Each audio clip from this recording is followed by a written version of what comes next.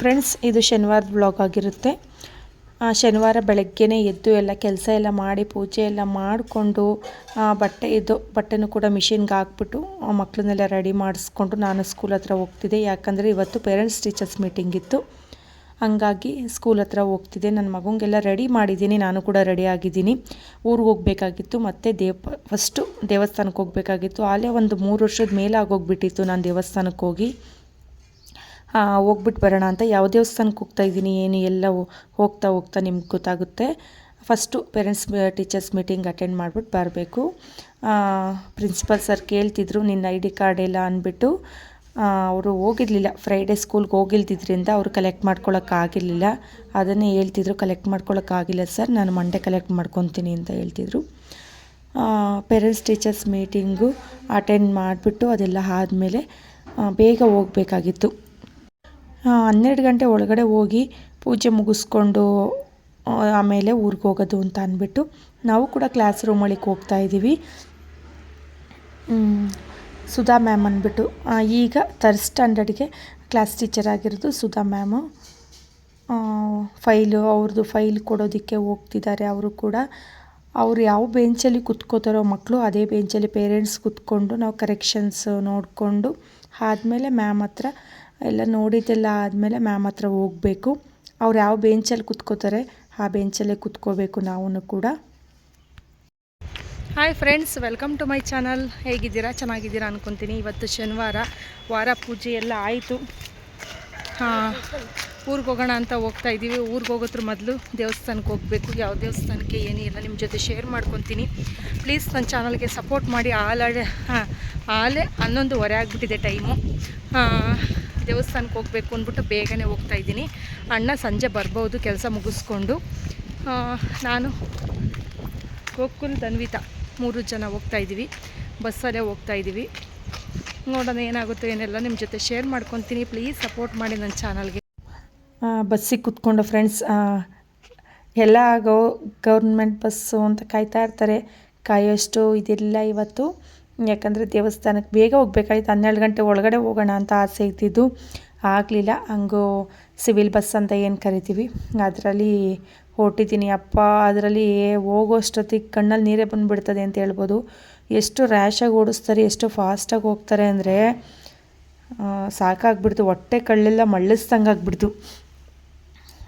ಅದಾದಮೇಲೆ ನಾವು ಕೂಡ ಬಂದು ಸ್ವಲ್ಪ ದೂರ ನಡ್ಕೊಂಡು ಹೋಗ್ತಾ ಇದ್ದೀನಿ ಬಸ್ ಸ್ಟಾಪಿಗೆ. ಯಾಕಂದರೆ ಅವರು ಒಳಗಡೆ ಬರಲೇ ಇಲ್ಲ. ಅವರು ಟೈಮ್ ಆಗೋಗ್ಬಿಡುತ್ತೆ, ಬೇರೆ ರೂಟ್ಗೆ ಹೋಗಬೇಕು ಅಂದ್ಬಿಟ್ಟು ಮಾಗಡಿಯಿಂದ ಒಳಗಡೆ ಹೋಗೋ ಜಾಗದಲ್ಲೇ ನಿಲ್ಲಿಸ್ಬಿಟ್ರು. ಹಂಗಾಗಿ ನಾವು ಬಂದು ಇವಾಗ ಹಣ್ಣು ತೊಗೊಳ್ಳೋಣ, ಹೂವು ಬಾಳೆಹಣ್ಣು ಹಣ್ಣೆಲ್ಲ ತೊಗೊಳ್ಳೋಣ ದೇವ್ರಿಗೆ ಅಂತ ಅಂದ್ಬಿಟ್ಟು ಮಾರ್ಕೆಟ್ ಒಳಗಡೆ ಹೋಗ್ತಾಯಿದ್ದೀನಿ. ಯಾಕಂದರೆ ಈಚೆ ತೊಗೋಬೋದು, ತುಂಬ ಅಂದರೆ ತುಂಬ ರೇಟ್ ಇರುತ್ತೆ. ಮಾರ್ಕೆಟ್ ಒಳಗಡೆ ಹೋದರೆ ರೀಸನಬಲ್ ಪ್ರೈಸ್ಗೆ ಅವರು ಮಾಡಿಕೊಡ್ತಾರೆ ಅವರು.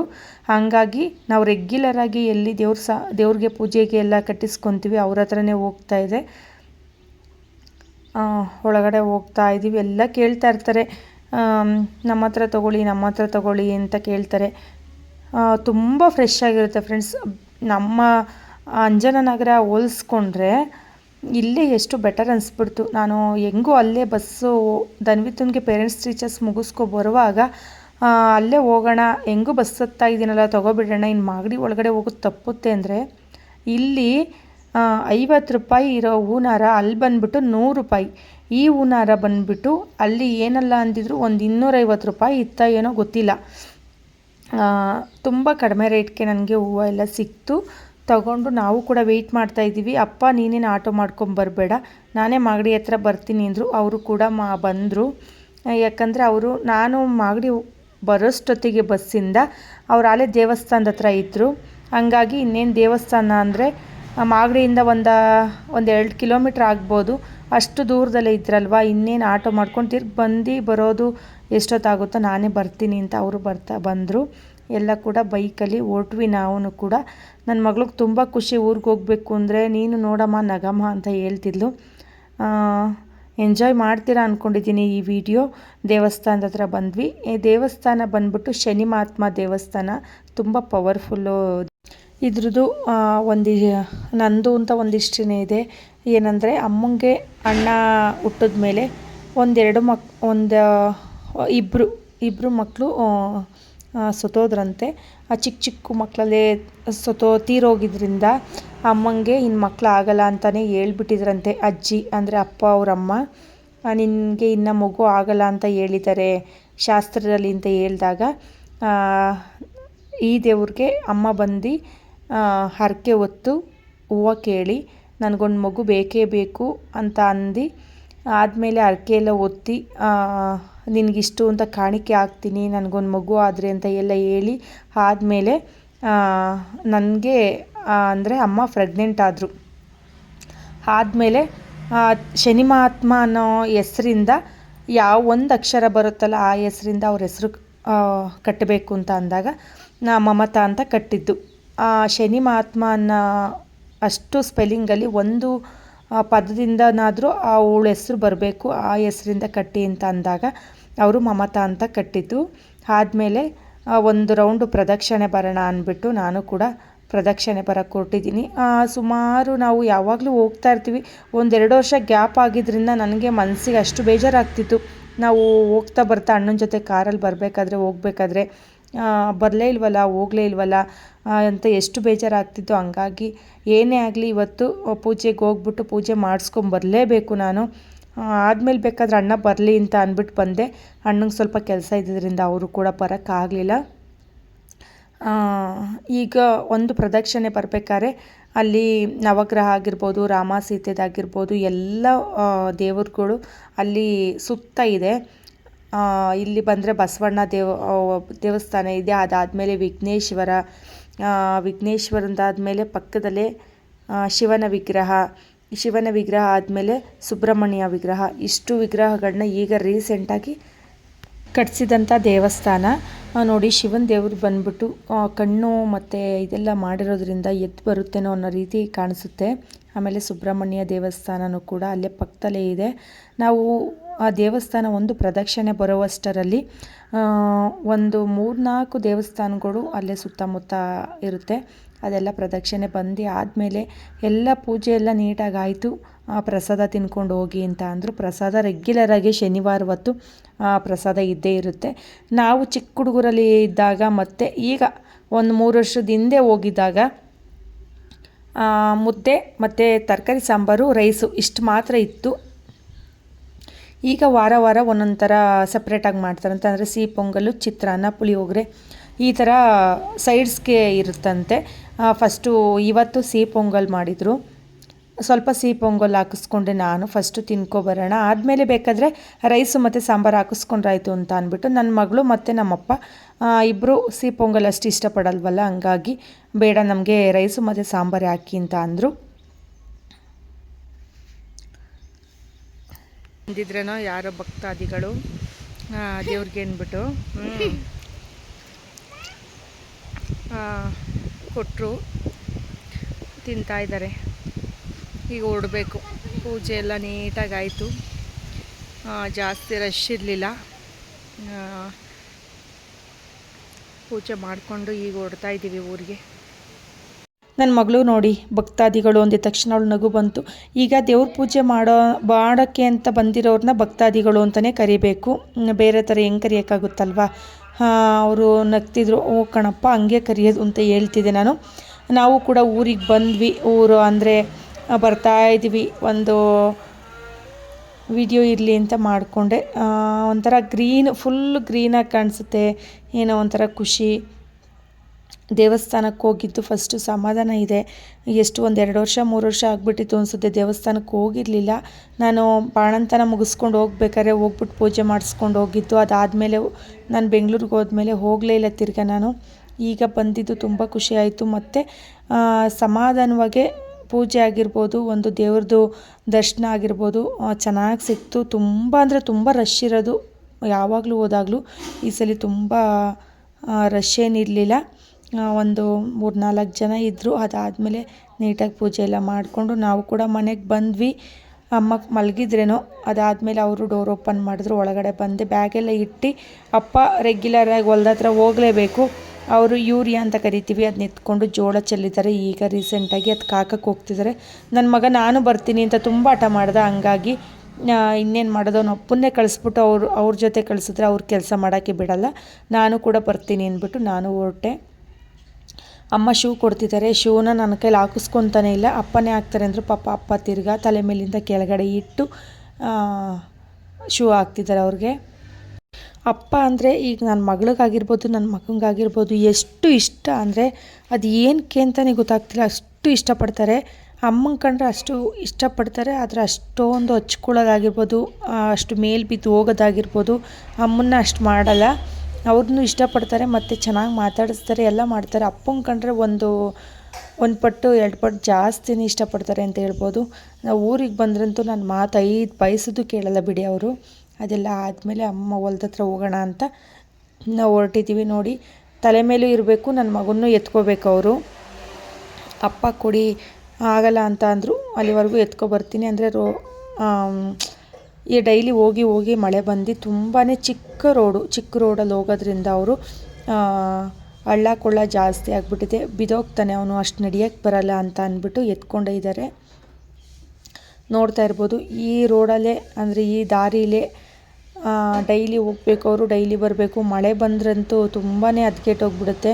ಇಷ್ಟೋಷ್ಟು ಪುಟಾಣಿ ಜಾಗದಲ್ಲಿ ಹಸುನೂ ಹೋಗಬೇಕು, ಮನುಷ್ಯರು ಹೋಗಬೇಕು. ತುಂಬ ಅಂದರೆ ತುಂಬ ಚಿಕ್ಕ ಜಾಗ. ಅಪ್ಪ ಅಲ್ಲಿವರೆಗೂ ಕೊಡಲೇ ಇಲ್ಲ ಅವನ್ನ, ಅವ್ರು ಎತ್ಕೊಂಡಿದ್ರು. ಆದಮೇಲೆ ಈ ಥರ ಡಬಲ್ ರೋಡ್ ಬರುತ್ತೆ, ಈಗ ಟ್ಯಾಕ್ಟರು ಎಲ್ಲ ಹೋಗ್ಬೋದಲ್ಲ. ಈ ಥರ ರೋಡ್ ಬಂದಾಗ ಅವರು ಕೂಡ ಕೆಳಗಡೆ ಬಿಟ್ಟರು. ಇದು ನಾವು ಅವಾಗಿಂದ ಹೇಳ್ಕೊಬಂದಿರೋದು ಕಣ ಅಂತ ಕರಿತೀವಿ ನಾವು ಈ ಹೊಲನ. ಕಣ ಅಂದರೆ ಅವಾಗೆಲ್ಲ ನಮ್ಮಪ್ಪ ಅವರು ರಾಗಿ ಮಾಡಬೇಕಾದ್ರೆ ಇಲ್ಲೇ ಕಣ ಮಾಡಿ ರಾಗಿ ಮಾಡ್ತಿದ್ರಿಂದ ಅದು ಕಣದ ಹತ್ರ ಹೋಗಬೇಕು ಅಂತಲೇ ಫೇಮಸ್ಸಾಗಿ ಹೇಳೋದು ನಾವು. ಒಬ್ಬೊಬ್ಬರು ಏನೇನು ಹೇಳ್ಕೋತಾರೋ ಗೊತ್ತಿಲ್ಲ. ನಾವು ಕಣ್ತಕ್ಕೆ ಹೋಗ್ತೀವಿ ಅಂತ ಹೇಳ್ತೀವಿ. ನನ್ನ ಮಗ ನಿಂತಿದ್ದಾನಲ್ಲ, ಅಲ್ಲೇ ಅಜ್ಜಿ ಸಮಾಧಿ ಇರೋದು. ಅಪ್ಪ ಹಸು ಸಗಣಿ ಎಲ್ಲ ಎತ್ತಾಕ್ಬಿಟ್ಟು ಬರ್ತೀನಿ ನಡೀರಿ ಮುಂದೆ ಅಂತ ಹೇಳ್ತಿದ್ರು. ನಾವು ಕೂಡ ಅಲ್ಲಿ ನಮ್ಮ ಅತ್ತಿಗೆ ಸಿಕ್ಕಿದ್ರು ಇನ್ನೊಬ್ಬರು, ಅವ್ರ ಜೊತೆ ಮಾತಾಡಿಕೊಂಡು ಹಂಗೆ ನಿಂತ್ಕೊಂಡ್ವಿ. ಅಪ್ಪನೂ ಬರಲಿ ಜೊತೆಗೆ ಅಂತ ಅಂದ್ಬಿಟ್ಟು. ನನ್ನ ಮಗಳು ಚಿಕ್ಕದ್ರಿಂದ ಅಭ್ಯಾಸ ಆಗಿಬಿಟ್ಟಿದೆ ಆಲ್ಮೋಸ್ಟು. ಈಗ ನನ್ನ ಮಗನ ಪ್ರೆಗ್ನೆನ್ಸಿಲಿ ಇಲ್ಲೇ ಇದ್ಲು ಸ್ವಲ್ಪ ದಿವಸ. ಆದಮೇಲೆ ಫಸ್ಟು 1 ವರ್ಷ 2 ವರ್ಷ ಆ ಊರಲ್ಲೇ ಇದ್ಲು ಅವಳಿಗೆ ತುಂಬ ಊರು ಹೊಲ ಅಡ್ಜಸ್ಟ್ ಆಗಿಬಿಟ್ಟೈತೆ. ಅವಳು ಯಾವ ರೋಡಲ್ಲಿ ಬಿಟ್ಟರು ಬರ್ತಾಳೆ. ನನ್ನ ಮಗನಿಗೆ ಸ್ವಲ್ಪ ಭಯ, ಮತ್ತು ಅವನಿಗೆ ಅಭ್ಯಾಸ ಜಾಸ್ತಿ ಇಲ್ಲ. ಈಗ ನಡ್ಕೊ ಬರೋಕ್ಕೆ ಸ್ಟಾರ್ಟ್ ಆದಮೇಲೆ ಅವನು ಹೊಲ್ದ ಹತ್ರ ಕರ್ಕೊಂಡು ಹೋಗ್ತಾ ಇರೋದು, ಅದಕ್ಕೆ ಮುಂಚೆ ಕರ್ಕೊಂಡು ಹೋಗ್ತಿಲ್ಲ. ಈಗ ನನ್ನ ಮಗಳು ಎತ್ಕೊಂಡ್ಬರ್ತಿದ್ದಾಳೆ ನನ್ನ ಮಗನ್ನ. ಅವನಿಗೆ ಹೊಲ್ದಲ್ಲಿ ಕಾಲು ಇಡಬೇಕು, ಮಣ್ಣು ಅದಿಕ್ಕೋಗ್ಬಿಟ್ರೆ ಕಾಲು ಉಳಿಕೆ ಅವ್ನು ತುಂಬ ಭಯ ಪಟ್ಕೊಬಿಡ್ತಾನೆ. ಹಂಗಾಗಿ ನನ್ನ ಮಗಳಿಗೆಲ್ಲ ಅಭ್ಯಾಸ ಜಾಸ್ತಿ ಐತಲ್ಲ, ಹಂಗಾಗಿ ಅವಳೇ ಎತ್ಕೊಂಬರ್ತೀನಿ ಬಿಡಮ್ಮ ನಾನೇ, ಅವನಿಗಷ್ಟು ಗೊತ್ತಾಗಲ್ಲ ಅಂದ್ಬಿಟ್ಟು ಎತ್ಕೊಂಬರ್ತಿದ್ದಾಳೆ. ನೋಡ್ತಾ ಇರ್ಬೋದು ಎಷ್ಟು ಗ್ರೀನ್ ಆಗಿದೆ ಅಲ್ವಾ ಹೊಲ್ದ ಹತ್ರ ಹೋಗೋಕ್ಕೆ ಒಂದು ಖುಷಿ ಆಗುತ್ತೆ. ಆಲ್ಮೋಸ್ಟ್ ಒಂದು 50% ಜೋಳ ಬಂದಿದೆ. ಹೊಲ್ದೊಳಿಕೆ ಅಷ್ಟು ಅಮ್ಮ ಅಲ್ಲೇ ಬಿಟ್ರಲ್ಲ ಅಂದ್ಬಿಟ್ಟು ಚಪ್ಪಲಿ ನಾನು ಕೂಡ ಅಲ್ಲೇ ಬಿಟ್ಟೆ. ಈಗ ಚಿಕ್ಕ ಜೋಳ ಚೆಲ್ಲಿದ್ದಾರೆ. ಇದಕ್ಕೆ ಇವಾಗ ಯೂರಿಯಾ ಗೊಬ್ಬರ ಅಂತ ಏನು ಕರಿತೀವಿ ಅದನ್ನು ಹಾಕೋಕ್ಕೆ ತೊಗೊಂಬರ್ತಾ ಇರೋದು ಅಪ್ಪ. ಚಿಕ್ಕಗಿದೆಯಲ್ಲ, ಮಳೆ ಬೇರೆ ಬಂದಿದೆ, ಚೆನ್ನಾಗಿ ಬರುತ್ತೆ ಅಂದ್ಬಿಟ್ಟು ತೊಗೊಬಂದರು. ತೆಂಗಿನ ತೋಟ ನೋಡಿ ಯಾವ ಥರ ಕಾಣಿಸುತ್ತೆ, ತಲೆನೇ ಗಿರ್ರ ಅಂತ ತಿರುಗ್ತಾಯಿದೆ ನನಗೆ ನೋಡಿದ ತಕ್ಷಣ. ಆಲೆ ನಾವು ಹುಟ್ಟೋದಕ್ಕೂ ಮೊದಲು ಹಾಕಿದ್ದು ಅನಿಸುತ್ತೆ ಇದು ತೆಂಗಿನ ಗಿಡಗಳೆಲ್ಲ. ನಾನು ಹುಟ್ಟೋದಕ್ಕೆ ಮೊದಲು ಹಾಕಿದ್ದು, ಅಣ್ಣ ಹುಟ್ಟಿದ ವರ್ಷ ಹಾಕಿದ್ದು ಅನಿಸುತ್ತೆ. ತುಂಬ ಎತ್ತರವಾಗಿ ತುಂಬ ಚೆನ್ನಾಗೇ ಬಿಡುತ್ತೆ ಎಳ್ನೀರೆಲ್ಲ. ನನ್ನ ಮಗ ಈಗ ನನ್ನ ಹತ್ರ ಬರ್ತಾ ಇದ್ದಾನೆ ನಿಧಾನಕ್ಕೆ. ನೋಡಿ ನೀವೇ ನೋಡ್ತಾ ಇರ್ಬೋದು ಯಾವ ರೀತಿ ನಡ್ಕೊಂಬರ್ತಾ ಇದ್ದಾನೆ ಪಾಪ. ಅಂದರೆ ಅವನಿಗೆ ಭಯ ಸ್ವಲ್ಪ ನಡೆಯೋದಕ್ಕೆ. ಈಗ ಡೈಲಿ ಸಂವಾದ ದಾರಿಲಿ ನಡ್ಕೊಂಬರ್ತಾಯಿದ್ರೆ ಅವನಿಗೆ ಅಭ್ಯಾಸ ಆಗ್ಬಿಟ್ಟಿದ್ದಿಲ್ಲ. ಈ ರೋಡಲ್ಲೆಲ್ಲ ಬರೋಕ್ಕೆ ಭಯ. ನನ್ನ ಮಗಳು ಎಲ್ಲೇ ಬಿಟ್ಟರು ಬರ್ತಾಳೆ. ಈ ವಿಡಿಯೋ ಇಷ್ಟ ಆಗಿದೆ ಅಂತ ಅನ್ಕೋತೀನಿ. ಪ್ಲೀಸ್ ಲೈಕ್ ಮಾಡಿ, ಶೇರ್ ಮಾಡಿ, ಸಪೋರ್ಟ್ ಮಾಡಿ, ಸಬ್ಸ್ಕ್ರೈಬ್ ಮಾಡ್ಕೊಂಡು ನೋಡಿ. ಫ್ರೆಂಡ್ಸ್ ಆ್ಯಂಡ್ ಫ್ಯಾಮಿಲಿಗೆ ಶೇರ್ ಮಾಡಿ ನನ್ನ ವೀಡಿಯೋನ.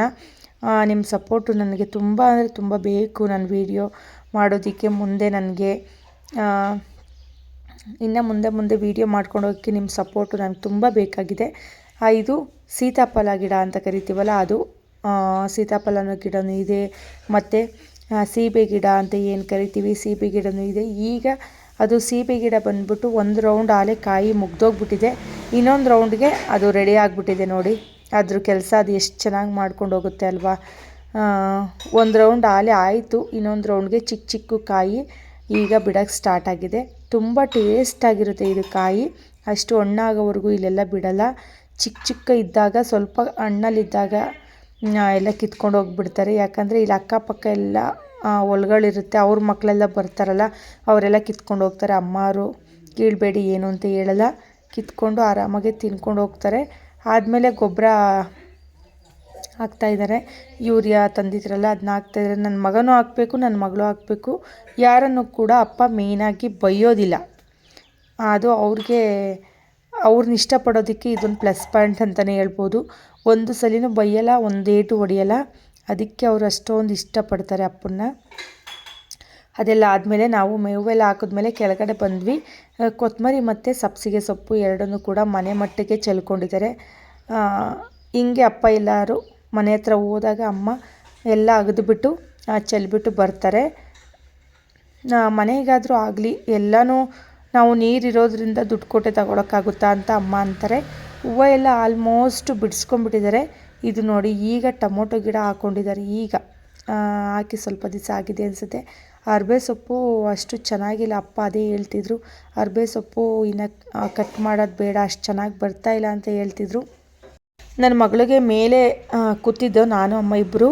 ಮೂಲಂಗಿ ಇದ್ದರೆ ಕಿತ್ಕೋಬೋಗು ಅಂತ ಕಳಿಸಿದ್ರೆ ಅವರು ಮೂಲಂಗಿ ಇನ್ಕೊಂಡು ಗೆಡ್ಡೆಕೋಸನ್ನ ಕಿತ್ಬಿಟ್ಟಿದ್ರೆ. ಯಾಕೆಂದರೆ ಎಲೆ ಮೂಲಂಗಿ ಎಲೆ ಆಗಿರ್ಬೋದು, ಗೆಡ್ಡೆಕೋಸು ಸ್ವಲ್ಪ ಆ ಥರನೇ ಎರಡೂ ಇರೋದ್ರಿಂದ ಗೆಡ್ಡೆಕೋಸು ಕಿತ್ಬಿಟ್ಟಿದ್ದಾಳೆ. ಆದಮೇಲೆ ಬೈತಾರೆ ಅಂತ ಅಲ್ಲೇ ಎಸ್ದ್ಬಿಟ್ಟು ಆಮೇಲೆ ಬಂದುಬಿಟ್ಟು ಮೂಲಂಗಿ ಕಿತ್ಕೊಬಂದಿದ್ದಾರೆ. ಅಮ್ಮ ಆಮೇಲೆ ಹೋಗಿ ತರಕಾರಿ ಎಲ್ಲ ಕೀಳ್ತಾ ಇದ್ರಲ್ಲ, ಹಂಗಾಗಿ ನೋಡಿ ಗೆಡ್ಡೆಕೋಸು ಕಿತ್ಕೊಂಡ್ಬಿಟ್ಟಿದ್ದಾಳೆ ಅಂತ ಹೇಳ್ತಿದ್ದಾರೆ. ಇದು ಬಂದುಬಿಟ್ಟು ಬೆಂಡೆಕಾಯಿ ಅಂತ ಕರಿತೀವಲ್ಲ, ಅದನ್ನು ಕೂಡ ಹಾಕ್ಕೊಂಡಿದ್ದಾರೆ. ಅಮ್ಮ ಆಲ್ಮೋಸ್ಟ್ ಎಲ್ಲನೂ ಕೂಡ ಹಾಕ್ಬಿಟ್ಟು ಬರ್ತಾರೆ. ಏನೇ ಒಂದು ಸ್ವಲ್ಪ ಏನಾದರೂ ಮನೆ ಮಟ್ಟಿಗಾದರೂ ಆಗಲಿ ಅಂತ ಅಷ್ಟೇ. ಬೆಂಡೆಕಾಯಿ, ಎಳೆ ಬೆಂಡೆಕಾಯಿ ಹಸಿ ತಿನ್ಬೋದು, ಮತ್ತು ಬೇಯಿಸ್ಬಿಟ್ಟು ಮಕ್ಕಳು ಕೊಡಿದ್ರೂ ಒಳ್ಳೆಯದು. ಅದು ಶಾರ್ಪ್ ಇರೋದ್ರಿಂದ ಅದು ಒಳ್ಳೆಯದು ಅಂತ ಕರಿತೀವಿ. ಅಪ್ಪ ಹೇಳ್ತಿದ್ರು, ಮೆಣಸಿನ್ಕಾಯಿ ಹಣ್ಣಂತವೆಲ್ಲ ಬಿಡಿಸ್ಕೊ, ಮಳೆ ಬಂದರೆ ಅದು ಉದುರೋಗ್ಬಿಡುತ್ತಲ್ವ, ಹಂಗಾಗಿ ಹಣ್ಣಿನ ಥರ ಇರುತ್ತಲ್ಲ ಅದೆಲ್ಲ ಬಿಡಿಸ್ಕೊಂಡು ಒಂದು ಕಡೆ ಹಾಕು ಅಂತ ಹೇಳ್ತಿದ್ರು. ನಾನು ಬಿಡಿಸ್ಕೊತಾ ಇದ್ದೆ. ಇಲ್ಲ ಮಳೆ ಬಂದ್ಬಿಟ್ಟು ತುಂಬ ಗಾಳಿ ಬಂದ್ಬಿಟ್ರೆ ಆದರೂ ಹಣ್ಣಾಗಿಬಿಟ್ಟಿರುತ್ತಲ್ಲ, ಉದುರೋಗ್ಬಿಡುತ್ತೆ ಅಂತ ಅಷ್ಟೇ. ಭೂಮಿಗೆ ಏನೇ ಹಾಕಿದ್ರೂ ಫಲ ಕೊಟ್ಟೇ ಕೊಡುತ್ತೆ ಅಂತ ಹೇಳ್ತೀವಲ್ಲ. ನಾವು ಹೋಗ್ಬೇಕಾದ್ರಿ ಹೊಲ್ದ ಹತ್ರ ಹೋಗ್ಬೇಕಾದ್ರಿ ಬರೀ ಕೈಲಿ ಹೋಗ್ತೀವಿ. ಬರಬೇಕಾದ್ರೆ ಏನೆಲ್ಲ ಕಿತ್ಕೊಬರ್ತೀವಲ್ವ, ಅದೇ ಗಿಡ ಹಾಕಿ ಅದಕ್ಕೂ ನೀಟಾಗಿ ಅದಕ್ಕೆ ಏನು ಬೇಕು ಏನು ಬೇಡ ಅದೆಲ್ಲ ನೋಡಿಕೊಂಡ್ರೆ ಅದು ಕೂಡ ಕೊಡೋದು ನಮಗೆ. ನನ್ನ ಮಗ ಹೋಗೋದು ಬರೋದು ನಮ್ಮ ಅಪ್ಪ ಅಮ್ಮಂಗೆ ನೋಡೋಕ್ಕೆ ಇದು ನೋಡಿ ಎಷ್ಟು ನಿಧಾನಕ್ಕೆ ಬರ್ತಾನೆ ಅಂದರೆ ಅವನಿಗೆ ತುಂಬ ಭಯ ಓಡಾಡೋಕ್ಕೆ. ಕಾಯಿ ಟೊಮೊಟೊನೇ ಕಿತ್ಕೊಂಡ್ಬಿಟ್ಟಿದ್ದಾನೆ. ಇನ್ನು ಕಾಯಿ ಹೆಂಗಿತ್ತು ಆ ಟೊಮೊಟೊನೇ ಕಿತ್ಕೊಂಡ್ಬಿಟ್ಟಿದ್ದಾನೆ. ಕಿತ್ಕೊಂಡು ಹೊತ್ತಕ್ಕೆ ಚೆನ್ನಾಗಿಲ್ಲ ಅಂತ ಎಸಿತಿದ್ದ. ನೋಡಿ ಯಾವ ರೀತಿ ಮಾಡ್ತಾನೆ ಮೂತಿ. ಈಗ ನನ್ನ ಮಗಳು ನಾನೇ ವಿಡಿಯೋದಲ್ಲೆಲ್ಲ ತೋರಿಸ್ತೀನಿ ಅಂತ ತೋರಿಸ್ತಾ ಇದ್ದಾರೆ.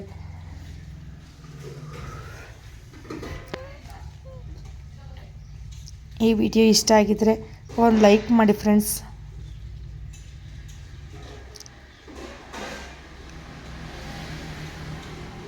ಆದಮೇಲೆ ಅಪ್ಪನೂ ಕೂಡ ಅಲ್ಲೆಲ್ಲ ನಾವು ತರಕಾರಿ ಎಲ್ಲ ಬಿಡಿಸ್ಕೊಳ್ಳೋ ಅಷ್ಟೊತ್ತಿಗೆ ಅದು ಹೂವಿನ ತೋಟದ ಕೆಳಗಡೆ ಗಿಡದ ಕೆಳಗಡೆ ಎಲ್ಲ ಸತ್ತೆ ಬೆಳ್ಕೊಬಿಟ್ಟಿರುತ್ತಲ್ಲ, ಅದೆಲ್ಲ ಕಿತ್ತಾಕ್ಬಿಡ್ತೀನಿ ಅಂತ ಹೇಳ್ತಿದ್ರು. ಯಾಕಂದರೆ ಅಲ್ಲಿ ಏನೇ ಇದ್ದರೂ ಕೂಡ ಗೊತ್ತಾಗಲ್ಲ. ಈಗ ಆವಾಗಿರ್ಬೋದು ಮತ್ತೊಂದು ಏನೇ ಇದ್ರೂ ಅಷ್ಟು ಗೊತ್ತಾಗಲ್ಲ. ಹಂಗಾಗಿ ಅಪ್ಪ ಎಲ್ಲ ಕಟ್ ಮಾಡಿಬಿಡ್ತೀನಿ, ಈ ಹಸುಗೂ ಆಗುತ್ತಲ್ವಾ ಅಂತ ಅಷ್ಟೇ. ಆದಮೇಲೆ ಬರಬೇಕಾದ್ರೆ ಒಂದೆರಡು ಕಡಲೆ ಸಿಕ್ತು ಚಿಕ್ಕ ಚಿಕ್ಕದು, ಅದನ್ನ ಹಾಕಿ ಸಾಂಬಾರು ಕೂಡ ಮಾಡಿಕೊಂಡು. ಫ್ರೆಂಡ್ಸ್, ಕಡಲೆ ಸಾಂಬಾರು ವರ್ಷಕ್ಕೆ ಒಂದ್ಸಲಿನಾದರೂ ತಿನ್ನಲೇಬೇಕು ಅಂತ ಹೇಳ್ತಾರೆ. ತಿಂದರೆ ಒಳ್ಳೆಯದು ಕೂಡ. ಸಾಂಬಾರು ಒನ್ ಟೈಮ್ಗೆ ಆಗೋಷ್ಟು ಮಾಡ್ಕೊಂಡ್ವಿ. ಎರಡೇ ಸಿಕ್ಕಿದ್ರು ಚಿಕ್ಕ ಚಿಕ್ಕದು. ಊಟ ಮಾಡಿಕೊಂಡು ಸ್ವಲ್ಪ ಒಯ್ದು ಕಟ್ಕೊಂಡ್ವಿ. ಇವತ್ತಿನ ವಿಡಿಯೋ ಇಷ್ಟ ಆಗಿದೆ ಅನ್ಕೋತೀನಿ. ಇಷ್ಟ ಆಗಿದ್ರೆ ಲೈಕ್ ಮಾಡಿ. ಸಿಗ್ತೀನಿ ಮತ್ತೊಂದು ವಿಡಿಯೋದೊಂದಿಗೆ. ಬಾಯ್.